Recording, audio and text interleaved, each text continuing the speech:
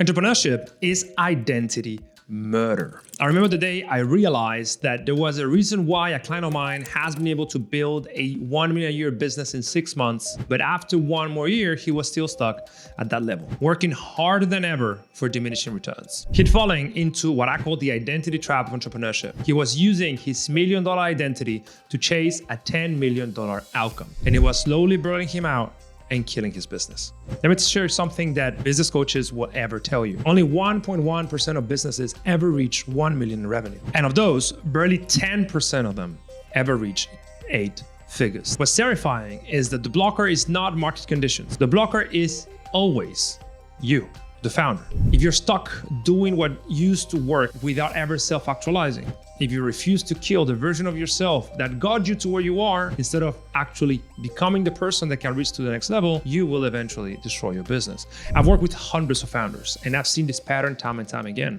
Those who eventually succeed are those who are willing to kill their old identity fast and learn what needs to be learned in order to move to the next level. And that is a truth of nature. And this is something people don't like to discuss, but entrepreneurship is identity murder. To succeed, every level in business requires you to embrace new skills, beliefs, and behaviors. Otherwise, your success becomes your prison. The traits that got you to 7 figures, the hustle, the control, the personal excellence, now actively work against you. It's like trying to run a factory with the mindset of a craftsman.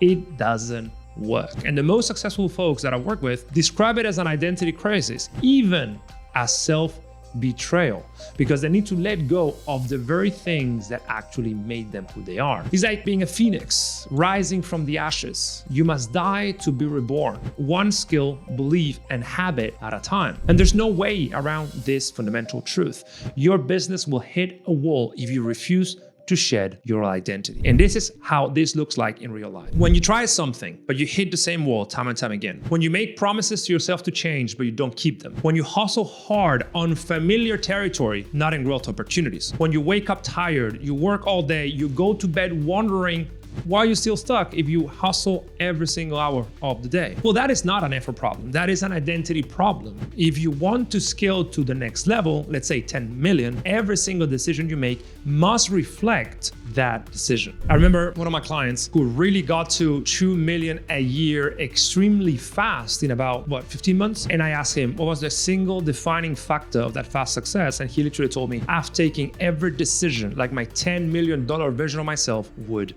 do. And that has made all the difference. Now, let's get specific with this identity trap. If you're like the average 7-figure earner that I've worked with, you may have fallen into these traps. Trap number 1 is believing happiness comes after revenue. So telling yourself, I'll be happy when I hit 1 million, 2 million, 5 million, when I reach 10 million. But the more you chase numbers, the more emotionally bankrupt you feel. That is what psychologists call arrival fallacy, the belief that achieving a goal will permanently solve all your problems. And Daniel Gilbert, famous Harvard psychologist, says that we consistently overestimate how happy achievements will make us.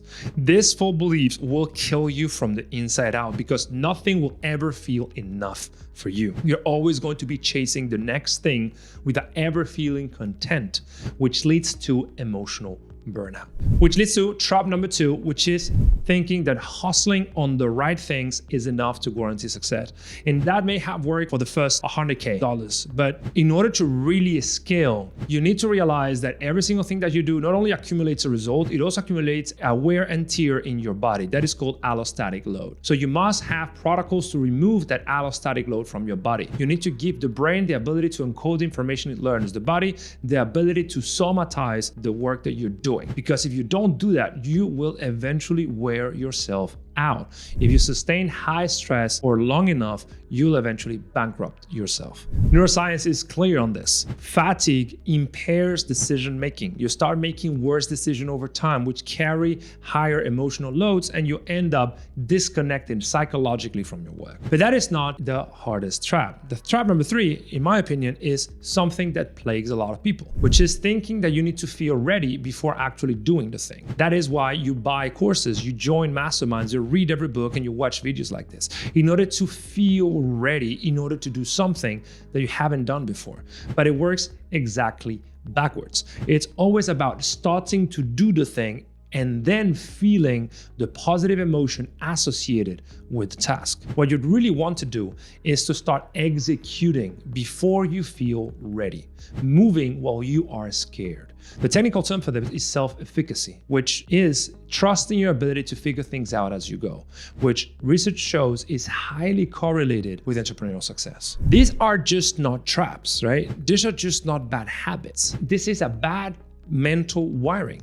This is how your brain has learned to fire energy to the brain. So if you do not uproot this at the brain level, you will forever be stuck in these traps. Let's go deeper into more complex traps that no one likes to talk about. The fourth trap is tying your self-worth to your net worth. And this is huge. I've seen it at every level of business. If you believe that you're only as good as your result, you will take failure personally instead of feedback to improve. You will create unnecessary mental friction that hurt your performance. Trait number 5 is thinking that you can do it all yourself. See, if you were elite as an entrepreneur, as a solopreneur, and you scaled to 1 million a year, you did it through high excellence, peak performance, and consistent execution. But at some point, you need to hire people that can do that for you. Otherwise, you will not succeed. Because if you refrain from delegating, you will always be the bottleneck. And there's research from Harvard Business Review that says founder-led companies typically scale fast in the beginning, but over time,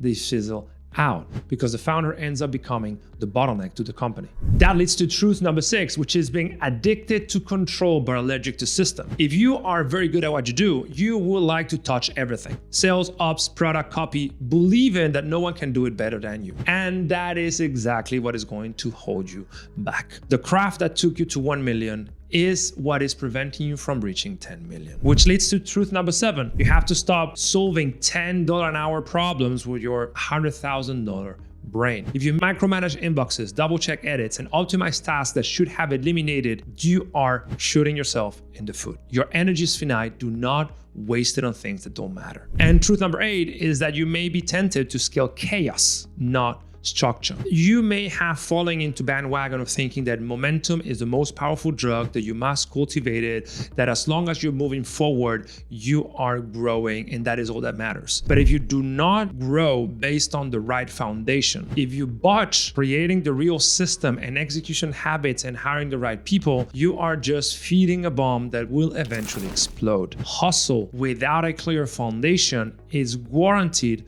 to stop working. And finally, truth number 9 is trying to scale your business around your effort, not your edge. You are uniquely qualified to do a couple things in your business. Everything else should be automated or delegated to someone else. I remember the story of, let's call him John, a client of mine who was doing about 2 million a year. He'd been at that level for a couple of years and he was working hard, but he was getting consistently the same results. The problem was that he was working 80 hours every week. And when we really run a time analysis, he was wasting 50% of his time in doing inventory management. He was in 30% of his time in handling customer requests. So 45% of his time, roughly about 35 hours a week, was doing things that were not scaling his business. So as soon as we designed systems for that and put someone to actually manage those systems for him, his business suddenly had 35 hours of founder time to scale. And that made all the difference. So my question to you right now is, take a moment to ask yourself, what skills, beliefs, and behavior do you need to let go of to grow? And there's a fundamental shift that you have to undertake if you really want to win, which is taking mental rewiring seriously. Because at 10 million a year, you don't need more effort. You need less mental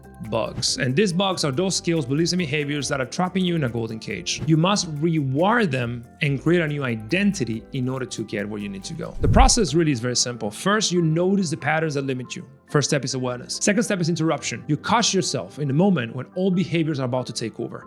And third, installment. You install new mental software that serves your next level goals. That is what neuroscientists call self-directed neuroplasticity, which is your brain's ability to form new neural connections in response to deliberate practice. And if you are ready to really get to the next level, you need qualified help that helps you see what you cannot see. Remember the phoenix metaphor? You must die to be reborn. Working with someone, ideally someone who has done it hundreds of times like us, is guaranteed to help you reborn into the entrepreneur you need to be in order to scale your business you want. Because the patterns that you don't see are giving you the results that you don't like. If you're an entrepreneur making between 1 and 10 million, book a decoding session with us. We'll help you understand what's holding you back, and more importantly, how to rewire that within 6 weeks to get to the next level.